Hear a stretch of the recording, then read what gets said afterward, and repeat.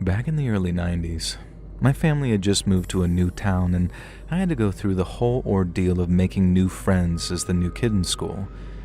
It was the first year of high school, so it wasn't as bad as it could have been, but most of the kids already knew each other and had their established cliques and groups, and I hadn't really found my place. And there was this one kid, though, Tad, he went by, who was a popular and very amicable guy, but he didn't really seem to have any friends that he particularly hung out with. It was like he sort of jumped from one group to the next, being pals with everyone, but not really having any people of his own. Now, after a few days, I guess he decided that I was his people, and was rapidly becoming fast friends. Now, he was super chill, very laid back, a bit of a class clown, but incredibly smart and actually funny, unlike just about every other high school kid who thinks they're a comedian. Now, that November, he handed me an envelope. Inside it was a very formal, very nicely printed invitation to spending Thanksgiving dinner at the Smith's house, not their real name. Now, Tad was kind of cagey about it, almost as if he didn't actually want me to say yes, but I think I only picked up on that in retrospect. At the time, I was unsure because I had always enjoyed spending Thanksgiving with my family.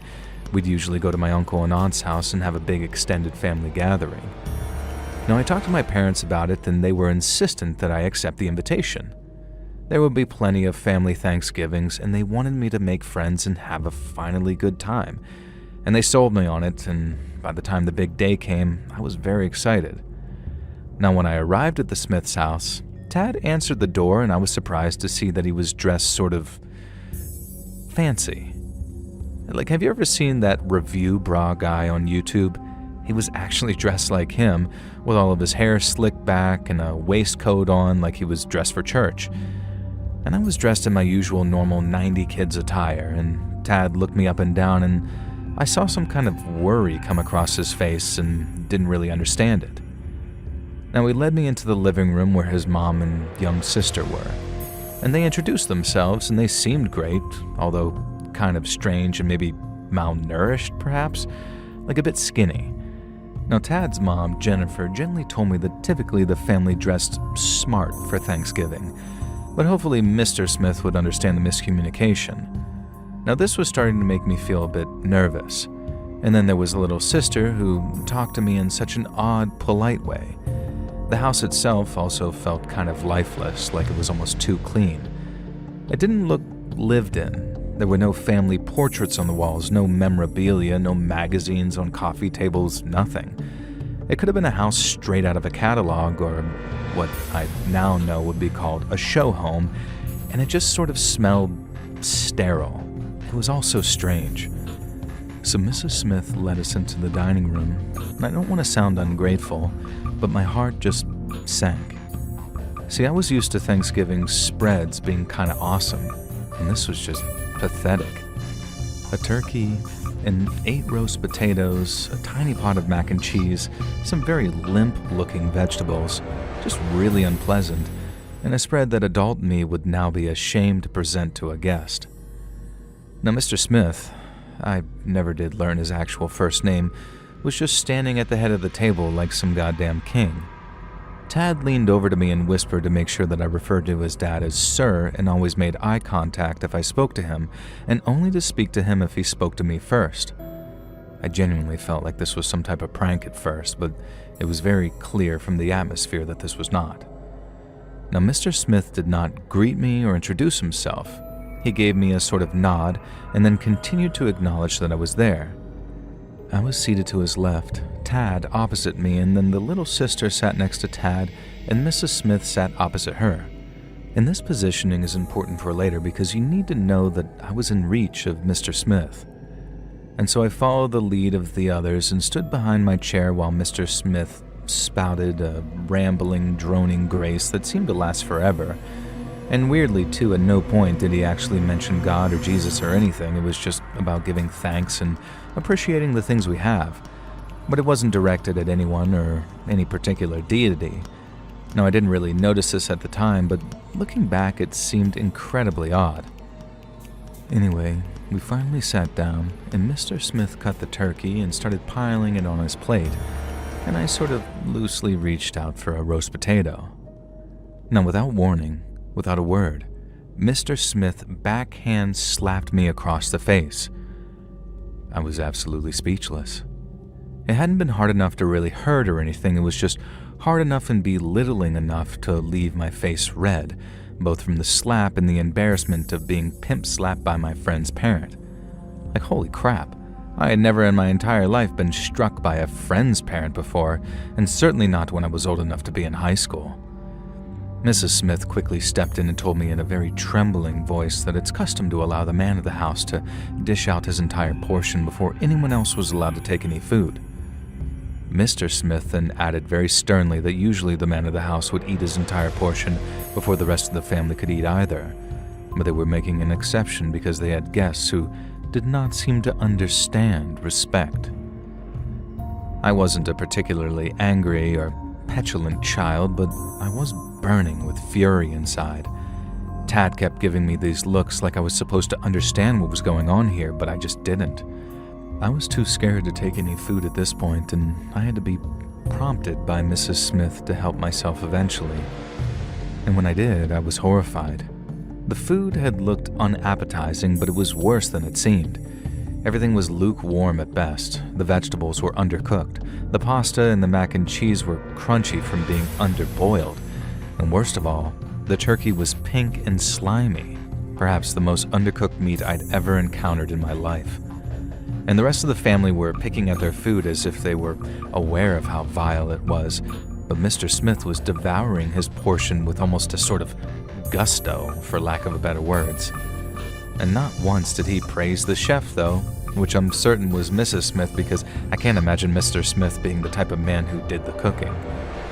Now, about halfway through the meal, the undercooked and horrifically prepared food began to take its own toll on my sensitive stomach, and I felt serious, unpleasant pains coursing through me. I tried masking it, pushing my food around on my plate with my fork, but Mr. Smith noticed and told me to eat up, son. It's impolite to be ungrateful to one's host. And I finally spoke up and said that I had a really bad stomach ache, and could I please call my parents to come get me because I didn't want to ruin their Thanksgiving dinner.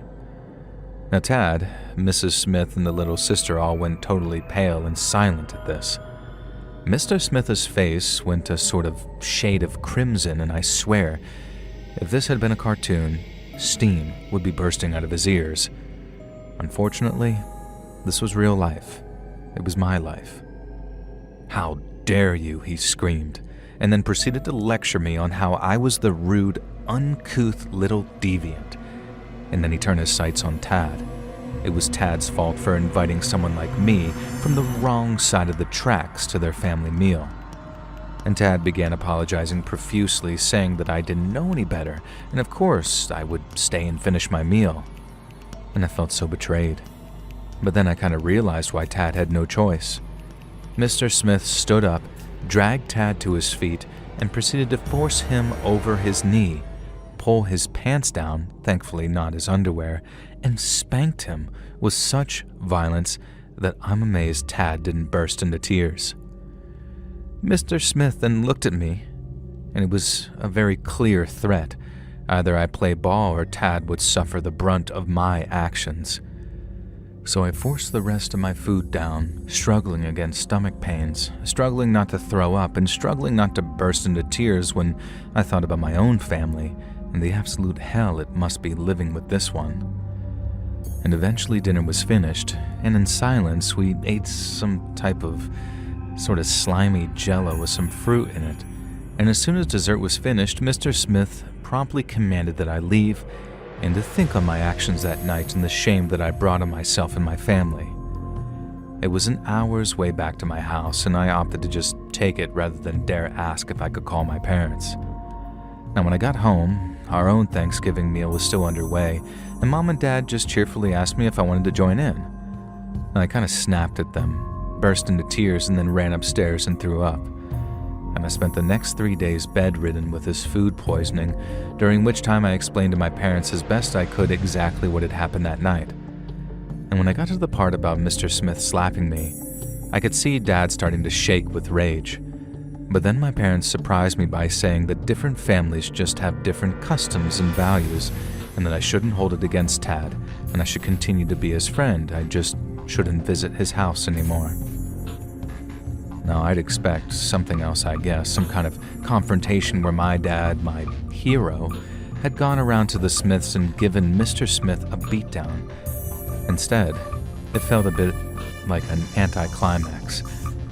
Then, 6 months later, Mr. Smith abandoned his family, just upped and disappeared. And rumors spread around town that he'd run away with some lady of the night from the local strip club. All sorts of gossip spread about him, and things that would have made it very hard for Smith to show his face around town again.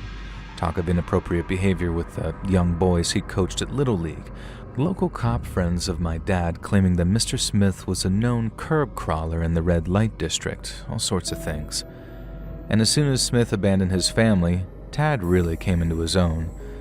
We'd stayed friends, just like my parents had asked of me, and Tad went on to go from class clown to actually valedictorian, and he spent every Thanksgiving with my family after that. And when it came to his turn to give thanks, he'd always say that he was thankful for whatever caused his dad to show his true self. And whenever Tad would say that, my own dad would give me a look and a bit of a wink, and I never asked him about it. I never wanted to know. I knew enough to know that Smith was still alive at least, and throughout the years, he made a few attempts to contact Tad, usually begging for money, and Tad and I are still great friends.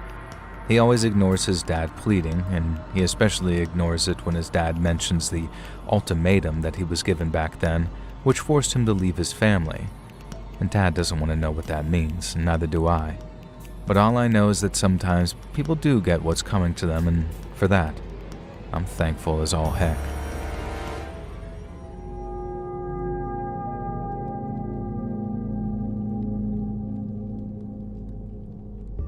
So this happened in the late 2000s. My little cousins were unholy terrors, to say the least. 2 boys, 8 and 9, the sons of my paternal uncle. They were born 2 months apart, have 2 different moms, neither of whom are my uncle's wife, and they spend other weekends with their dad, and I guess you can't blame them for being a little messed up and out of control when their family background is just so convoluted. Now, this explanation makes my uncle sound like some kind of womanizer who went around inseminating a variety of different women, and, well, I guess that's true, but not for nefarious reasons. First girlfriend actually died in a car accident a month after giving birth to Monkey, the oldest son, and my uncle had a sort of friends with benefits consolation hookup with one of his best friends, and the contraceptive broke, and she got pregnant, and they decided to keep the baby, who's named Morley. And so thankfully, he has a great relationship with Morley's mom, and things are as good as they could be, I guess. He's also now happily married with a 2-year-old daughter who Mikey and Morley idolize. But the boys, who we call the twins even though they're not, and they have different moms, were absolute prank kings. They loved nothing more than causing chaos, pulling off jump scares, the kind of goofs that you get from joke stores, you know the types of things. Exploding cigarettes, lighters that squirt water, dollar store crap. It was always in good fun, but it was constant. You knew that any family gathering was going to be about the twins, and they made darn sure that we were darn sure of it. Now, it makes me so sad looking back. I miss the days when these dumb little kids were the pride and joy of the family. I miss the days when the family was a thing. Now, fair warning, this is not a happy story. It doesn't have a happy ending. And when you give thanks this Thanksgiving, make sure that you show gratitude for your loved ones who are still with you. Don't take anything for granted. Things can change on a dime, and life has no rewind buttons. No kid deserves to have the weight of what happened with the twins on their shoulders. Now, that Halloween, the twins had gone as pumpkin ghouls, basically skeleton onesies with creepy pumpkin masks. It was kind of cool, and the twins were very pleased with themselves. I'd taken them trick-or-treating, which made them feel badass to be chaperoned by their cool cousin, even if they could not grasp why a girl had dressed as Jason Voorhees, because Jason's a boy. Kids are odd creatures. And so the twins weren't content on using their pumpkin mask just once. In their minds, pumpkins are Thanksgiving related too, which is true, I guess, with pumpkin pie and all that jazz. So they smuggled their pumpkin masks into our family Thanksgiving gathering in their backpacks, just waiting to find the perfect moment to use them. The woman of our family did the cooking at our Thanksgiving get-together. Maybe this is a bit rude, but the truth is, Grandma, my mom, and my uncle's wife were the best chefs by far. Unfortunately, I did not inherit Mom's penchant for delicious culinary skills, and you could say I have a particular set of skills, and my skills lie elsewhere, extremely far from the kitchen. I'm a programmer. And so the twins decided a great prank would be to hide in the broom closet in the kitchen and burst out on whichever poor, unsuspecting chef happened to be in the right place at the wrong time. And this just happened to be my grandma, preparing the gravy boats. Grandma had just finished mixing up this thick gravy. We always have a selection of different thicknesses to suit everyone's taste, when the twins came bursting out of the closet in their pumpkin mask, yelling whatever spooky nonsense they decided to scream. Grandma was not a young woman.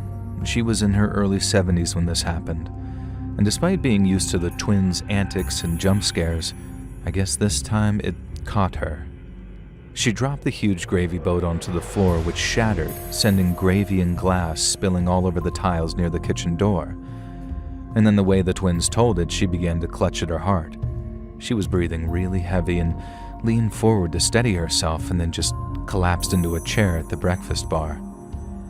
Now the twins panicked, pulled their masks off, and ran to Grandma to check if she was okay. She was still clutching her chest, breathing hard, and the kids were maybe crowding her and apologizing or whatever. And Grandma told them to give her space, and she was fine, she just needed a minute. But the way the twins tell it, they were absolutely sure that they'd given Grandma a heart attack and killed her. Now, thankfully, that was not the case. Now, what did happen, though, was that Granddad came running in from wherever, panicked by the sound of the gravy smashing onto the floor, and he threw the door open, ran straight into the kitchen, and immediately slipped on the thick, spilled gravy all over the floor. Now, I was behind them when this happened. I saw it all go down. I saw Granddad skid, his arms pinwheeling in a way that was almost comical if not for what happened next. He fell forward, his nose hitting the corner of the table, and they say it killed him instantly, the bone of his nose being thrust backwards into his brain. But I don't believe them. I saw him writhing on that floor. I saw him clawing at his face, and the way his neck was flopping at an almost impossible angle. I saw him take at least a minute to die. And so did Grandma, and so did the twins. We all watched as our beloved Granddad died in a pool of gravy and glass in front of his wife and grandsons, all of whom would later blame themselves for his death. Grandma blamed herself for overreacting and dropping that gravy, and the twins blamed themselves for pretty much everything. And you can understand why they did, even at that age. Grandma didn't even make it to Granddad's funeral, as she passed away a few days later of what I like to say is a broken heart. Her heart just gave out, and of course the twins blamed themselves for that too. They insisted that they weakened her heart by what they did. And no matter what we said to them, no matter how much we tried to convince them that they were just kids having fun, doing kid things, they wouldn't listen. Mikey made it to about 18, Morley's still around, but he's in and out of rehab, and the whole family does everything we can try to convince him to forgive himself, but he just won't. None of us blame Mikey and Morley. I just wish Morley wouldn't blame himself. So, this Thanksgiving, be grateful for the ones you love and what you share with them, because you never know when the most ridiculous, unexpected, and unseen event might just change your whole family's lives forever.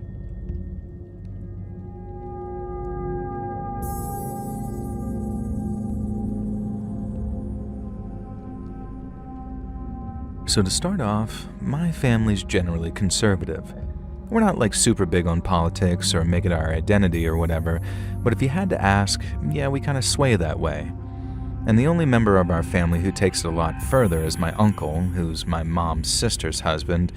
He was a card-carrying, red hat-wearing MAGA guy with the bumper stickers and everything. He's pulled away from this a bit now after all this stuff with the list, but we're not going to get into that. Now the point is, my uncle is a card-carrying devout Republican and most importantly, a member of the NRA and an absolutely huge gun nut, and I say that respectfully. Now, family Thanksgiving is normally fairly chill. My uncle might be one of the most zealous of us all, but he's also a very super respectful dude, and we're not the type of family who get into political arguments. Even with my sister, who is a lot more left-leaning, we have our differences, but we're a loving family, and I generally think that we, including my uncle, are all good people.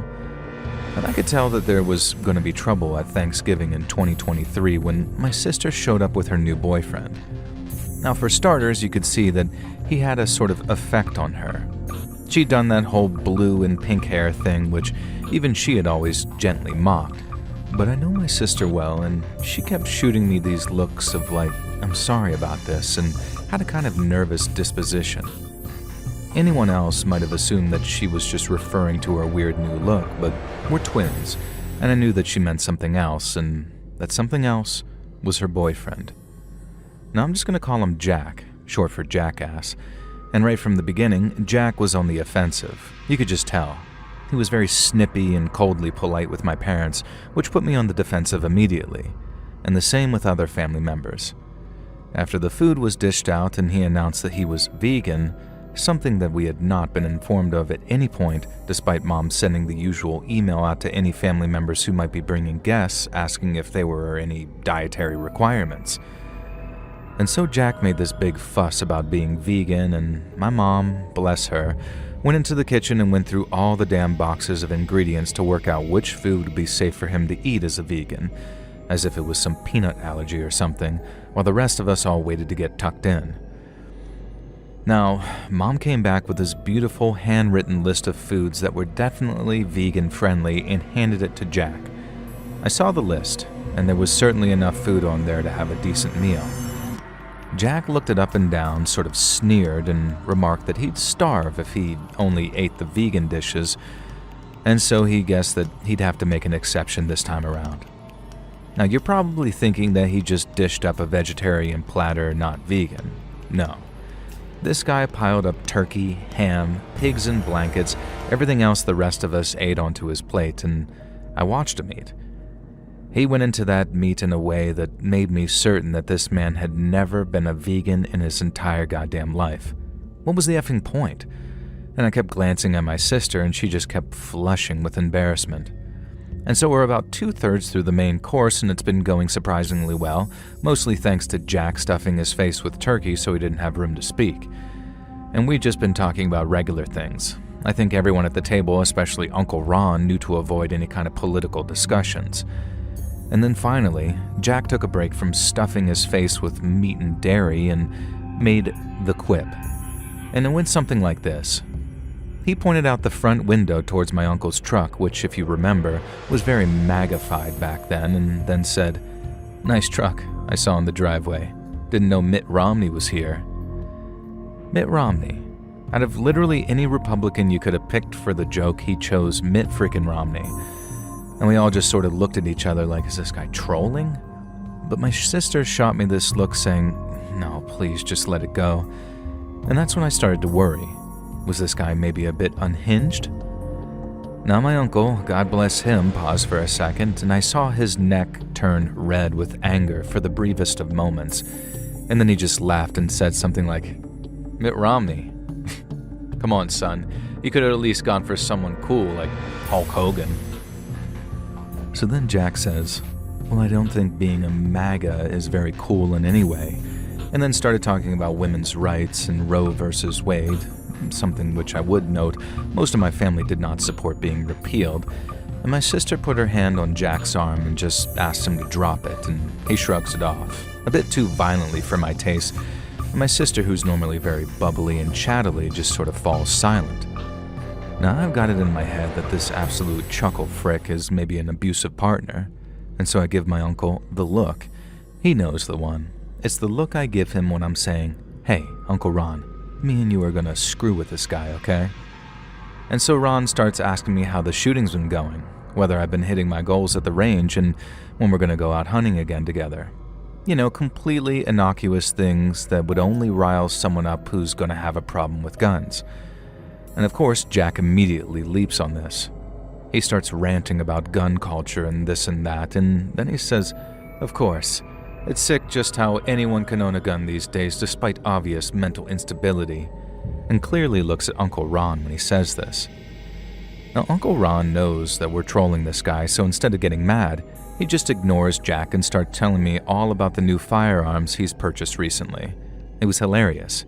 And at one point, he was just completely making up guns that don't even exist, and also claimed to own a military-grade railgun that required a train track to move. At no point did Jack call him out on any of this or call BS, just as we suspected. Instead, he starts going on about how concealed carry should be abolished in our state, and if someone like Uncle Ron should be allowed to own, and it was some gun from Star Wars that Uncle Ron had claimed to own, I forget the name, and that he should at least be forced to let everyone know that he was carrying. Uncle Ron just very calmly smiled and said something like, "Nah, son. If I'm going to protect myself with a firearm, then I hardly want the bad guy to see me coming." Now, Jack just got furious about this, and I'm not going to type out the whole damn argument, but it led to Uncle Ron losing his cool, and they got into a full-blown screaming match about politics and Trump and Kamala, and the rest of us just sort of sat there looking at each other like this is the worst Thanksgiving ever. And so then Jack gets so angry that he leaps up from the table, knocking his chair backwards. My sister again reaches out to touch his arm and calm him down, and this time he actually shoves her away. So now, of course, Uncle Ron jumps up too, and he starts screaming at Jack like he's a pathetic, weak little man and blah blah blah. And that's when Jack reaches into his cardigan, pulls out the pistol that he's been concealed carrying for this entire Thanksgiving meal. Everyone just sort of freezes, falling silent. Uncle Ron stares back at Jack, and a look of peace and calm falls over his face.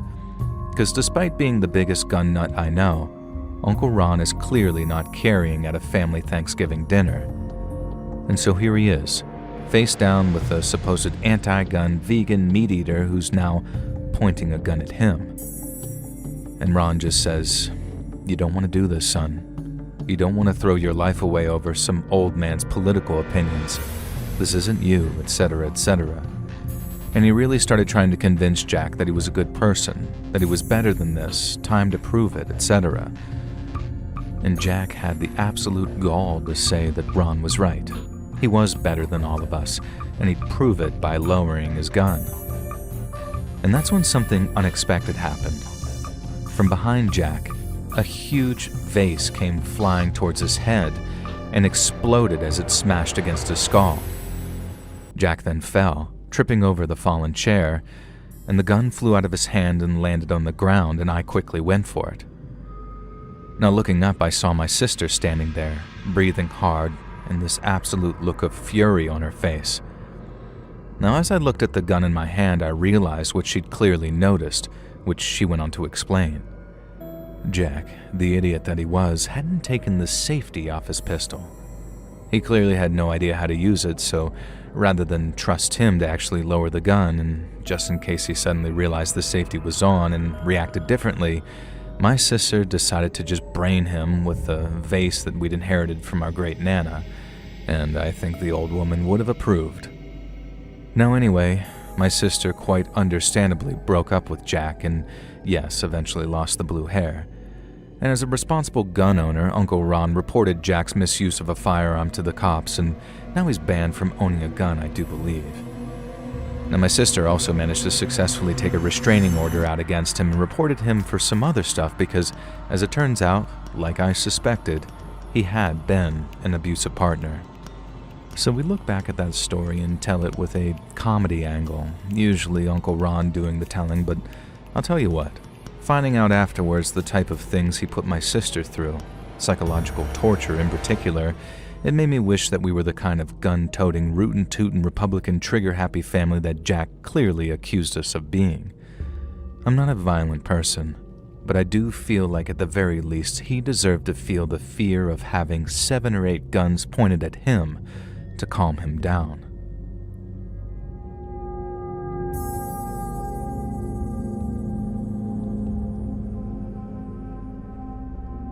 So I'm a woman in my 40s, and I run a Meals on Wheels service. I run the business all year round, but on Thanksgiving, I go that little extra mile to just bring a bit of extra joy to my elderly and disabled clients. Now, there was this one old fellow that I used to visit, and he only had me booked in for Thanksgiving. He did fine most of the year, but he liked having a nice Thanksgiving meal prepared for him, and I think he liked the company too. He told me a number of times that he didn't have any family and it was just him. So Thanksgiving 2018, I turned up at his house with a special ham roast prepared for him with love. I looked forward to seeing this old fella. I was kind of excited for him to answer the door and see his usual beaming smile, his shiny white false teeth perched precariously in his mouth. No, I'm just trying to sound silly here, but I was a little surprised when a much younger guy answered the door. Now, I told him who I was, Meals on Wheels, and explained that I was here to see that old fella and cook for him. And the young guy looked confused for a second and then said, "Oh, damn. His grandfather was in the bathroom and must have gotten the timing wrong." And the guy invited me in and encouraged me to start preparing the food ready for the old guy to finish his bath, and that it'd be a nice treat when he got done bathing and realized that he had a Thanksgiving meal to look forward to. Now, the young relative ran upstairs very quickly, and I heard him calling through the bathroom door, telling his grandfather that the Meals on Wheels lady was there for him. And I couldn't hear the grandfather's response, of course, but why would I? Now, I went about warming up the food that I'd brought. Typically, we cook it in advance, and then it just needs heating up in the client's oven. And the process takes maybe 10 minutes, so I went to wander around the living room, which I'd been in many times. The grandson, who I'd imagine was probably in his mid-20s, was still upstairs, maybe getting his granddad out of the bathroom.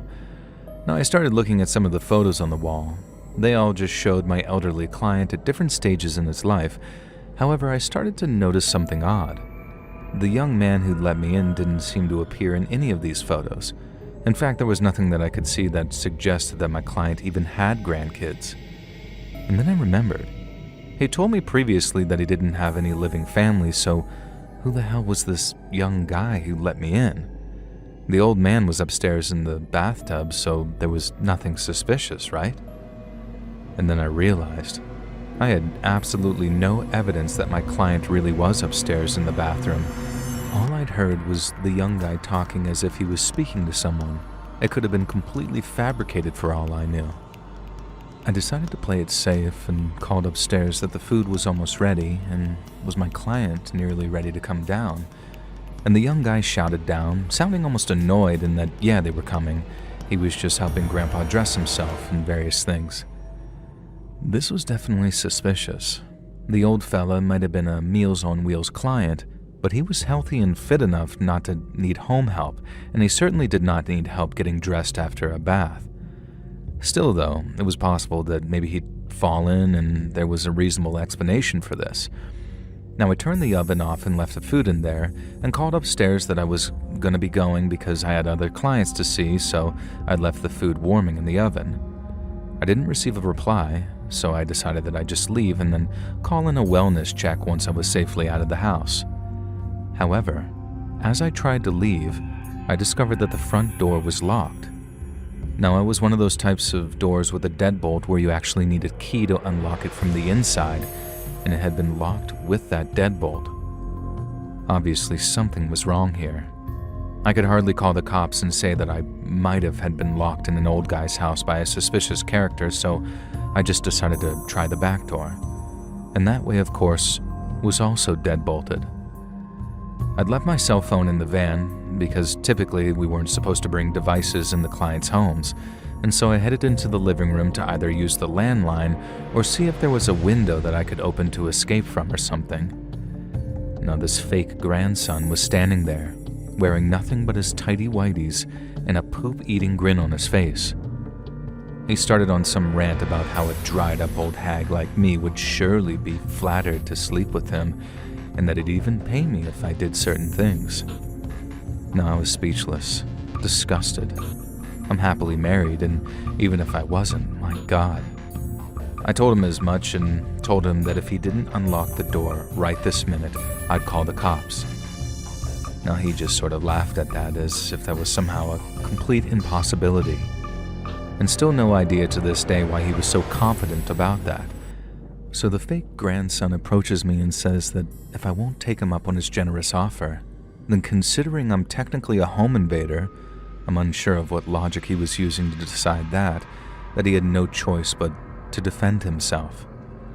I asked him what in God's name he was talking about, and he just looked me in the eye, point blank, and just said, "I'm going to touch you, and then depending on how I feel, I might just bury your body in the basement."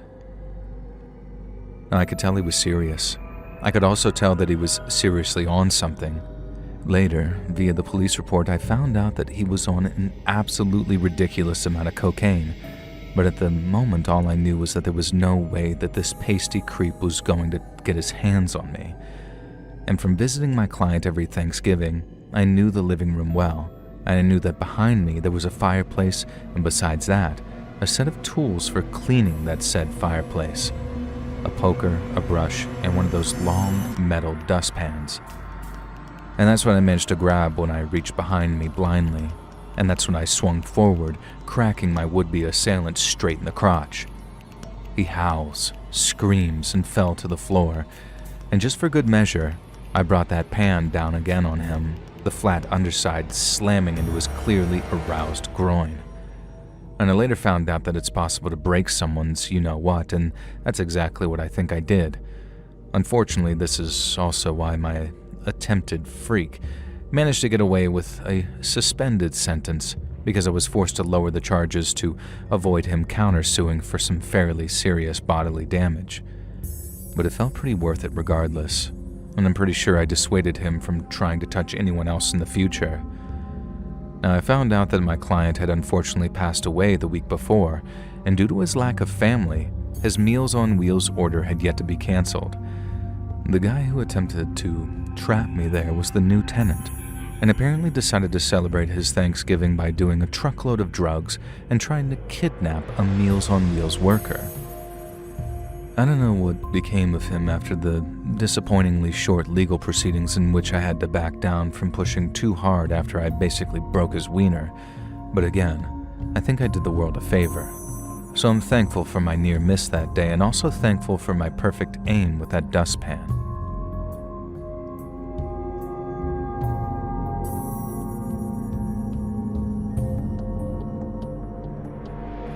So, funny story, my name is also Joel, weirdly enough, and this story didn't take place on Thanksgiving. It was the day before, but the outcome of the story is probably the thing that I'm most thankful for. I have a pretty overprotective mom, and I mean this in a very loving way. She's the best mom ever. Now, she didn't have the easiest time raising me and worked her butt off to be the best mom she could. Now, things are better now, and she has a wonderful husband, my stepdad, and we're a tight family. But she worries about me, and in particular a couple of years ago, she read an article about how the night before Thanksgiving has the highest rate of DUIs out of any night in the year. Now, I'm not sure if that's just Michigan, the state that I'm from, or everywhere, but apparently it's a fact. And so the year this happened, a couple of years ago, I was due to work the night shift at Kroger that Wednesday night. Now, Mom got really worried about this DUI thing, and she found out that it was so prevalent that it had been nicknamed Drinksgiving. Now, she wasn't worried about me drinking and driving, of course, but she was worried about me driving to and from work late at night and some drunk idiot crashing into me on the roads. She got so worked up about it, in fact, that eventually I promised her that I just walked to work and back that evening, even though it was a 40-minute trek either way. This seemed to placate her massively, and I thought, the walk could actually be good for me anyway. The first half of my shift that night covered up until closing time, and then the second half involved restocking and cleaning and all the fun stuff that goes on at Kroger behind the scenes. Nothing really of note happened on the shift, except I did notice some guy come in absolutely trashed, staggering around and slurring his words, and I made sure that I was close to the checkout when he came to pay, because my younger female colleague was out on checkout, but he was fine, just very wrecked. And then I watched with this mounting horror I felt as he left and walked across the parking lot and got into the driver's side of his vehicle and swerved his way out of the lot. Now, for other things I would feel like a bit of a narc or a bit of a pest, but I did get the guy's registration and call it in, so hopefully the cops pulled him over. Drunk drivers can get effed, in my opinion. And so my shift was done, and I started the long, cold walk home. I was about halfway back, listening to some tunes on my iPhone, and I admit it was Taylor Swift. I am actually secretly a big fan, just sort of gazing at the sidewalk to avoid any puddles or ice or anything like that. And that's when I hear the sound of squealing tires and erratic driving, and I immediately look up. There was a car swerving back and forth across the road, and I had almost no time to react. The vehicle erratically spun towards me and with a burst of speed, mounted the sidewalk and crashed straight into me. Now, it felt like I had moved in slow motion, like some kind of action movie. I saw this muscle car barreling towards me, and I dove backwards into the doorway of some store. The car slammed into the bricks, and I heard the sound of crumpling metal and cracking concrete, but I felt very little pain, and I was sure as sure could be that I was either about to die, or maybe my spinal cord had been severed and I was paralyzed from the waist down. It took me a moment to realize that the car had stopped literally an inch from me, thanks to the depth of the doorway and the strength of the brick. I was shaking and crying and collapsed forward onto the hood of the car. I barely registered when the guy leaps out of the vehicle and was yelling and crying to himself, asking if I was okay, if I was hurt, if I could feel my legs, etc. Now, eventually I managed to calm down and began talking to the very calm, very clearly sober driver of the vehicle. It turned out that he hit a patch of black ice, lost control of his car, and in trying to correct it, had ended up spinning towards me instead. The cops came, of course, and he happily took a breathalyzer test which showed a 0.0 alcohol level in his bloodstream, which was nice to know. And it totally wasn't this guy's fault at all, I guess. He was just so apologetic. And he kept insisting that I go to the hospital to get checked out, but I knew I was fine, except for a few cuts and grazes from the cracking bricks. So instead, he paid for an Uber to get me home and gave me his card to stay in touch. My mom sent him an email about a week or so later, thanking him for being so kind and telling him that she hoped that he didn't hold any guilt, and I sent him something similar. Now, that Christmas in the mail, I received a check for $1,000, and on the card he wrote something like, "Your life is worth so much more than this, but it's the least I can do." And so, almost being crushed to death by a muscular car like that didn't end up to be so bad after all. But let me tell you, those moments when the vehicle came blasting towards me, when I thought it was a drunk driver or worse, someone trying to hit me, that was the goddamn scariest moment of my life. And every year on Thanksgiving, I make sure to give thanks for surviving that terrifying ordeal.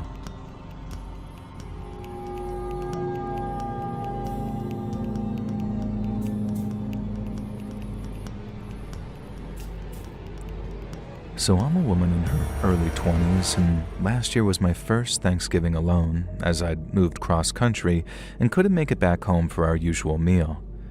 Now, I was pretty sad and depressed about all of this, even though Dad and my stepmom made a big effort to have a Zoom call with me and have a little party that day before Thanksgiving. Now, I decided that I was going to turn my frown upside down and be a good Christian and spend my Thanksgiving volunteering at a local soup kitchen. They'd been really struggling for volunteers for that day, apparently, so when I went in the week before and asked if they needed me, the large, older lady who runs it, her name was Belinda, gave me the biggest, warmest hug I'd ever had from someone I wasn't related to.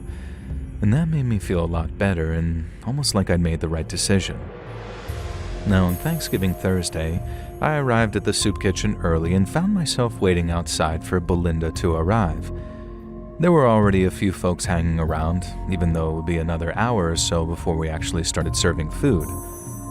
Belinda arrived and was greeted by some of the folks who were waiting for the food, and clearly some of them were regulars, and Belinda greeted them warmly and they responded in kind.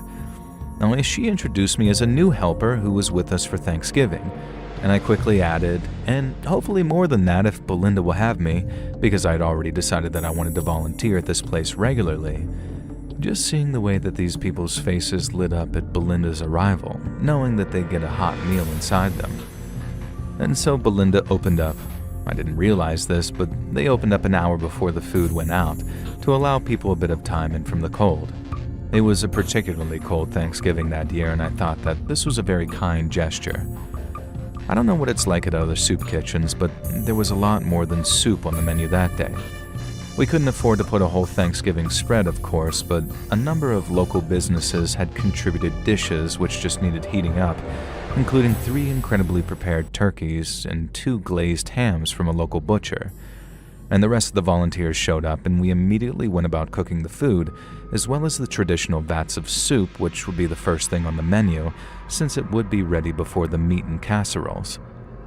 Belinda told me that the line to get in was around the block, and we were set to have the busiest Thanksgiving on record. And I could already see every seat was filled in the seating area itself, and spirits seemed high. I felt great, and I felt genuinely proud of my decision. So the soup was ready, and I was put on serving duties, filling up cups of the pumpkin and chestnut soup specifically. And I handed every cup over with a smile and a happy Thanksgiving, and then in my head, may Christ be with you, as a little bit of a personal prayer that Jesus would watch over these people who clearly needed it. "Gimme soup, bitch." And the demand caused me to look up, almost expecting to see someone I knew or some kind of joke. And the guy who stood there looked about 80 and had a hard-lived 80 at that. He was blind in one eye, and his face was pockmarked with scars, and his hair was long and lanky but bald on the top, and he was stick-thin and wiry, wearing a military-style coat. And I'll never forget his face, or his wholly fingerless gloves, or the look that he gave me with his one good eye. It was a look of utter, disgusting contempt as he eyed me up and down. Now, I tried to act as if though I'd misheard him in case I really had, so I told him that the soup was coming up, and that's when he starts to rant, saying I'm clearly some sanctimonious rich bitch with my fake-ass boobs. Not that it matters, but, they're not. And how I'm pretty and I know it, and I'm just there to make myself feel better. And then he sees the crucifix around my neck, which was hidden under my sweater, but I guess he somehow saw the imprint of the cross, and starts ranting about how I'm one of those do-gooder Christians who only helps people like him because we want a free pass into heaven. Now, I wasn't about to say anything in my defense to this guy, and I'm not going to explain myself too much here either. All I will say is that in my 25 years on Earth, there have been points where I have gone through certain things that would genuinely horrify you to hear. Parts of my childhood was so bad that I couldn't type about it even if I wanted to. And yes, I did feel good about myself for volunteering at the soup kitchen. Yes, I am a Christian. But is there anything wrong with either of those things? This freaking guy didn't know me, and he didn't have any right to judge me. And I'm sure he'd suffered too, probably terribly from the looks of him, but to assume that I was some privileged B-word who had it easy just because in his opinion I was attractive. How dare he? How absolutely dare he? And so I did what I've always learned to do in these situations. I responded as cheerfully and politely as possible, pretending that I hadn't heard a word he said because in a minute he'd be gone and I'd never have to see him again. I'd take my break, and by the time I was done, he'd probably have left. So I poured him his cup of soup and handed it over to him with a big smile, telling him that I hope he enjoyed it and had an absolutely wonderful Thanksgiving. Now, normally this makes people sort of run away feeling stupid, but not him. Oh no. This enraged this guy more than I could possibly have imagined. He took the cup of soup from me, and the scalding hot soup, and said, "I don't even want it," and called me the C word, and threw the cup of soup in my face. Everyone around him reacted in horror, but I was just frozen, like I'd passed out on my feet. I vaguely remember him running and leaving the building and my face feeling weirdly cold. And the next thing I remember is actually waking up in the hospital. I have a skin condition that, among other things, makes my skin extremely sensitive to high temperatures. The soup had been hot enough to burn away part of my cheek and sent me into shock, which had caused me to pass out and stay unconscious for a few hours. The scalding soup permanently scarred my cheek, and it wasn't bad enough to warrant a skin graft, but there is a red mark there forever that gradually kind of looks like a birthmark. and I also required an operation on my eye, which thankfully was successful and I retained my sight, but a small section of my right eye is now permanently bloodshot. Belinda had been at the hospital with me. I don't remember this, but apparently all I kept doing was worrying whether they'd close the soup kitchen and that people had been able to get their meals, and she just kept assuring me that no, it was still running. Unfortunately, they were not able to catch the man who assaulted and permanently scarred me. He'd come bursting out that front door and nobody really had known why, and the whole thing had just been so sudden and bizarre. And the chances are, if it had happened to someone who didn't have a sensitive and unpleasant skin condition like mine, it would have just hurt like a mother lover, and that would have been that. Unfortunately, though, not in this case. I spent a few days in the hospital, and the thing that I kept telling myself was, this was just one guy. There are terrible people in every group, and the lesson that I've been taught here, I believe, is that forgiveness isn't necessarily what's important, but rather the lack of placing blame. So I still volunteer at that soup kitchen. I've become friends with some of the regulars, and I wish I could do more to help them. Belinda couldn't believe it, but it just felt right. Now, I'm not some kind of saint, though. There's a part of me, a very dark part hidden deep in the back of my mind, who continues volunteering at that soup kitchen in case that guy returns. And if he does, maybe I'll throw some soup in his face.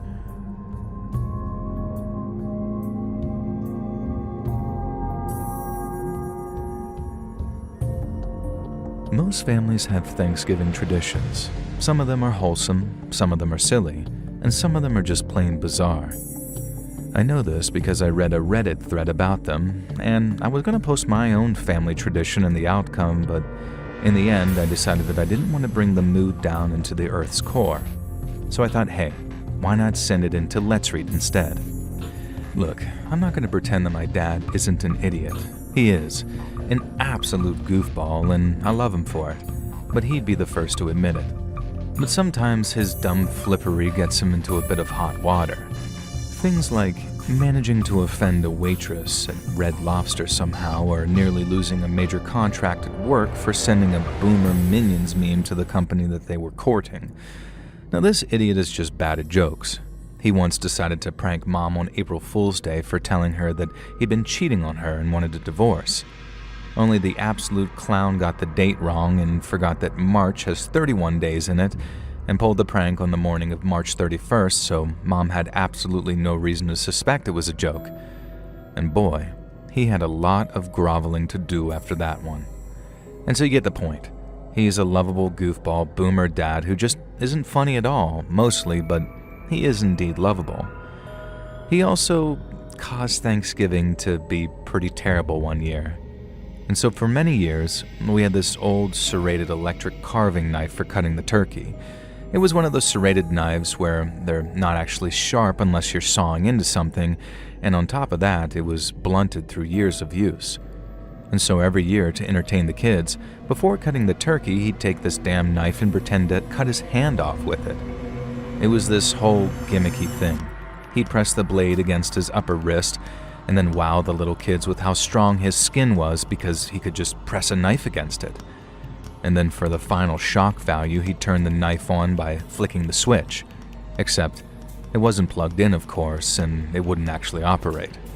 And of course, the rest of the family had to then explain to the little kids that they shouldn't do this, and the knife was blunt, yada yada yada, and it was just some stupid thing Dad always did. And so this one year, the carving knife had finally died, and Mom replaced it with a new one. She told Dad, and she told him multiple times not to do his knife trick this year, and she made him promise, but I guess she didn't explain exactly why. Now here's the problem. Serrated blades can be crazy sharp if they're of a certain design. Electric carving knives these days are famous for being way more sharp than people realize. But Dad, in his arrogant wisdom, was still convinced that this wouldn't matter. Besides, it wasn't plugged in. He'd just be careful and make sure that he didn't press it into his skin too much. Of course, this was his explanation after the fact. At the time, none of us knew that he was going to do it. So picture the scene. There's about 15 family members crowded around the table in our large dining room, ready to fill their plates. Dad's about to do the opening ceremony and cut the turkey. And he does it, and he does the trick.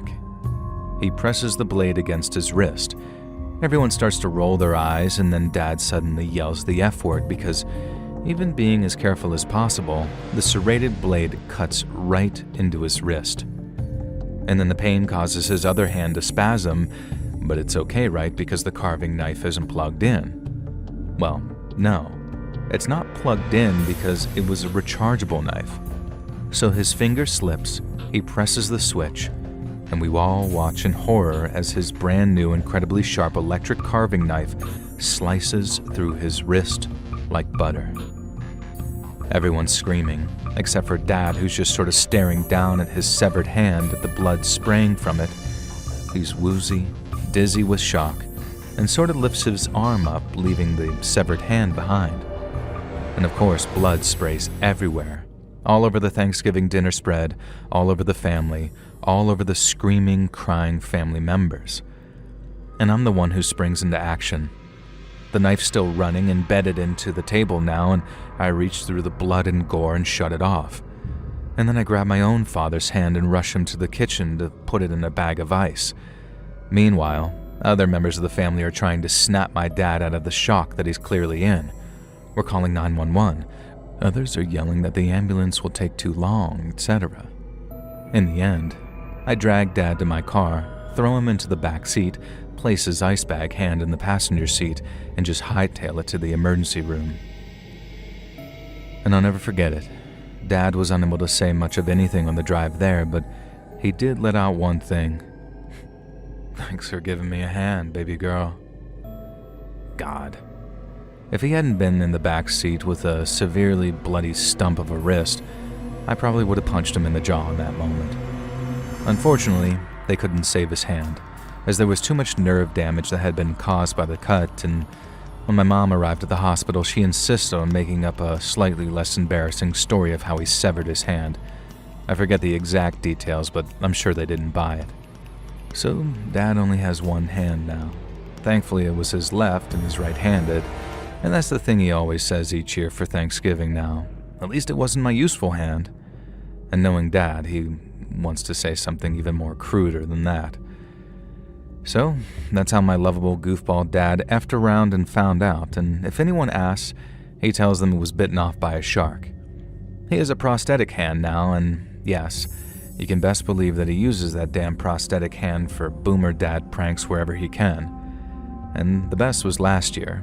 My daughter brought her new boyfriend over for Thanksgiving, and they're high school seniors, and her boyfriend is a sweetheart, and Dad introduces himself by walking up behind him, placing his prosthetic hand on the poor kid's lap and saying, "This is what happens to the last guy who got handsy with my granddaughter." Thankfully, me and my daughter had warned him in advance, and the smart-ass kid took the prosthetic hand, turned to face my father, and shook it with a very "pleased to meet you."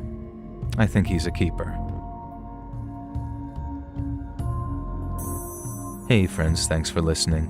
Click that notification bell to be alerted of all future narrations. I release new videos every Monday and Thursday at 9 p.m. EST, and there are super fun live streams every Sunday and Wednesday nights. If you got a story, be sure to submit them over at my email at letsreadsubmissions@gmail.com, and you might even hear your story featured on the next video. And if you want to support me even more, grab early access to all future narrations and bonus content